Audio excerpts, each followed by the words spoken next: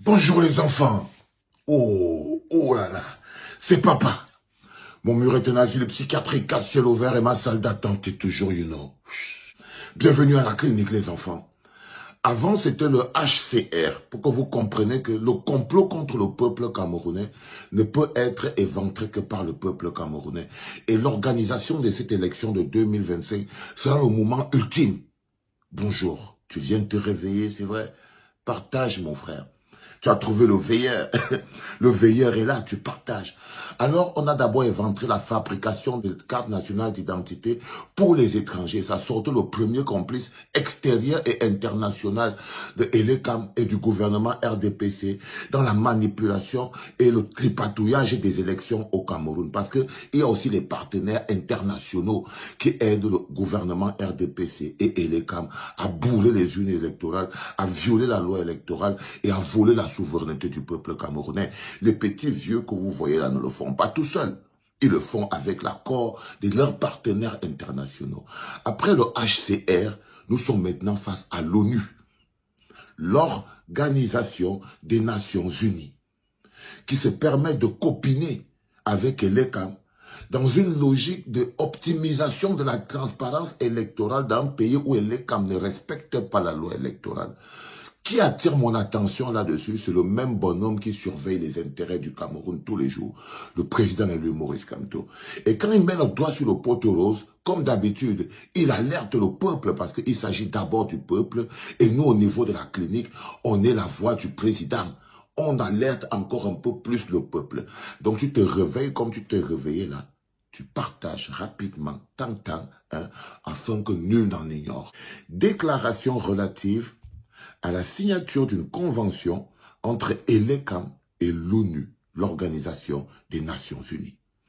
Le mouvement pour la renaissance du Cameroun, MRC, a pris connaissance, à travers un article en circulation sur les réseaux sociaux, de la signature d'une convention de collaboration entre Élections Cameroun et l'ECAM et l'Organisation des Nations Unies, l'ONU, le 9 mai 2025 à Yaoundé. C'est-à-dire que c'est dans les réseaux sociaux qu'on apprend qu'il y a une convention qui est signée entre l'ECAM et l'ONU. Cette convention viserait à optimiser les élections au Cameroun dans une démarche visant à renforcer la transparence et l'inclusivité du processus électoral. Le mouvement pour la renaissance du Cameroun déplore et dénonce la mise à l'écart des partis politiques, acteurs majeurs du processus électoral, de la préparation et de la signature d'une telle convention. Est-il besoin de rappeler que si l'ECAM a compétence pour organiser les élections, il ne peut y avoir d'élections sans les partis politiques qui représentent les candidats. Le mouvement pour la renaissance du Cameroun condamne fermement la démarche inconvenante de l'ECAM en cette période aussi importante et sensible de la vie politique nationale. Le mouvement pour la renaissance du Cameroun observe que plusieurs jours après la signature de cette convention, ni les responsables de l'ECAM, ni ceux de l'ONU n'ont cru devoir faire une communication sur cet événement. Afin d'édifier les partis politiques, la société civile et le peuple camerounais en général de la teneur des engagements pris par les uns et les autres, et en quoi la convention signée pourrait contribuer à l'organisation d'élections libres, transparentes et exclusives. Nous ignorons donc toujours tout du contenu de cette convention qui s'appliquera pourtant au cours de l'élection présidentielle à venir, dont la période de convocation du corps électoral s'ouvrira dans quelques semaines. Cette convention est signée dans un contexte marqué par le refus obstiné du pouvoir en place et de l'ECAM d'apporter la moindre solution aux sérieux problèmes posés par le processus électoral en cours soulevé par le mouvement pour la renaissance du Cameroun. D'autres partis politiques et plusieurs organisations et personnalités de la société civile ont également apporté des griefs par rapport à ce processus électoral. Il s'agit notamment du refus méprisant de la réforme du code électoral dont Elekam lui-même a reconnu la nécessité à la suite de l'élection présidentielle 2018, du refus d'Elekam de respecter le code électoral en vigueur dont il viole allègrement et obstinément les dispositions, comme l'illustre la façon emblématique de la non-publication de la liste électorale nationale par le directeur général des élections, en violation manifeste et assumée de l'article 80 de la loi électorale. Tout ceci intervient dans un contexte de répression des libertés publiques, notamment à travers l'interdiction ou la perturbation systématique des réunions et manifestations des partis politiques de l'opposition. L'ONU est pleinement informée de cette situation car le MRC s'est toujours fait le devoir de porter à sa connaissance ces actes de répression et autres entraves à la démocratie. En faisant un tel choix, l'ONU engage son entière responsabilité dans les fraudes électorales, préélectorales, post-électorale qui pourrait travestir les résultats de la prochaine élection présidentielle au Cameroun.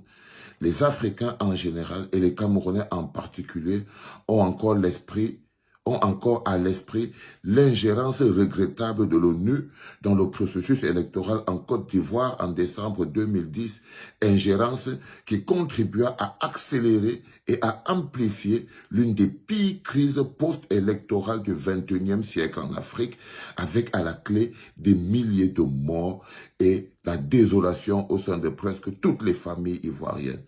Le MRC exerce donc ici et maintenant son devoir de vigilance et d'alerte en dénonçant et en condamnant ces manœuvres qui faute d'inclusivité et de transparence, sont de nature à apporter encore plus de malheur dans notre pays. Nous sommes au Cameroun. Tu viens d'écouter, d'être au courant que ce n'est pas une histoire, un combat que peuvent mener les partis politiques.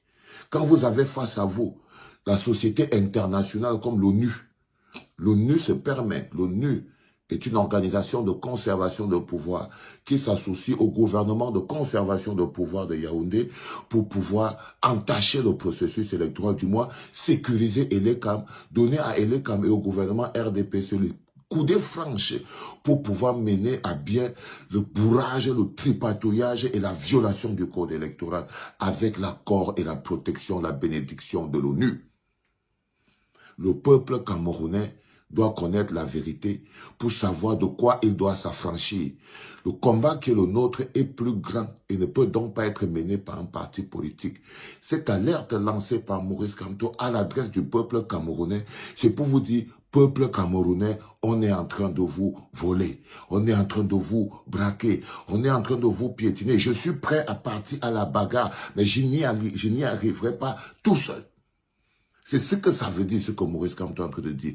Peuple camerounais, le monde entier est en train de nous voler. Ils sont en train de nous piétiner. Ils sont en train d'être complices de la souffrance du peuple camerounais parce que de la magnificence du Cameroun, des bénédictions du Cameroun, de la richesse du Cameroun, les Camerounais n'en bénéficient pas. C'est ce monde international qui se nourrit des ressources du Cameroun, des ressources minières du Cameroun, qui font du Cameroun un marché à terre, à ciel ouvert, et nous les Camerounais, des consommateurs, des choses qu'on ne produit même pas. C'est des accords internationaux. Il est important que notre projet Cameroun soit le nôtre. Qu'on ne soit plus ce pays où il faut que l'ONU vienne s'ingérer dans les élections. Vous avez entendu que l'ONU s'est ingérée dans les élections aux États-Unis. Vous avez entendu que l'ONU s'est ingérée dans les élections en France, en Ukraine, en Russie, en Angleterre. Dans quel pays avez-vous entendu que l'ONU s'est ingérée dans les élections? Non. L'ONU ne s'ingère que dans les élections où les peuples leur permettent de s'ingérer. Tu viens de te réveiller, tu es sur le 6h30, donc 7h chez toi de la clinique. Partage, frérot. C'était papa.